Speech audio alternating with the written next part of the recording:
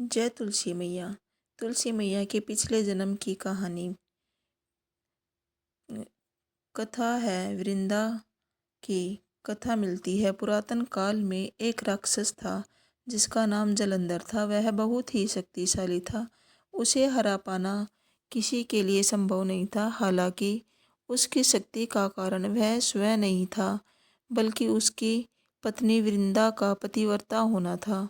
उसके ही प्रभाव से जलंधर को कोई भी परास्त नहीं कर सकता था। धीरे धीरे उपद्रवों से देवतागण परेशान होने लगे। वह अपनी परेशानी लेकर विष्णु जी के पास पहुँचते हैं।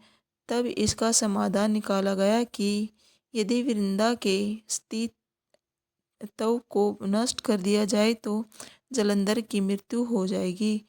तब श्री विष्णु ने जलंधर का रूप बनाकर छल से वृंदा को स्पर्श किया तो उस समय जलंधर, जो कि देवता से युद्ध कर रहा था, उसकी मृत्यु हो गई। वह मृत्यु को प्राप्त हो गया।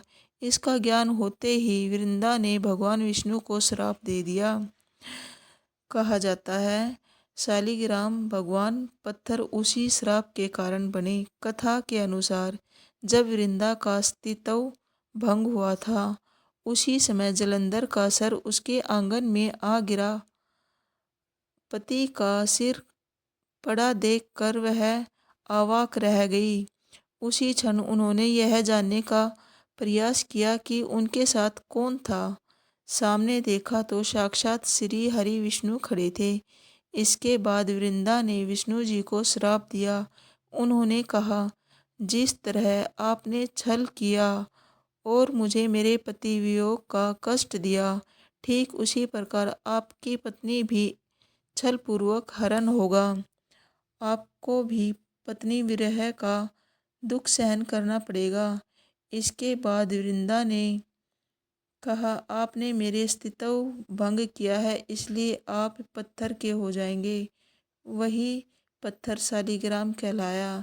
कहा जाता है कि वृंदा के इसी श्राप के चलते श्री विष्णु ने अयोध्या में दशरथ पुत्र श्री राम के रूप में जन्म लिया और बाद में उन्होंने सीता वियोग का कष्ट भी सहन करना पड़ा। नमस्कार।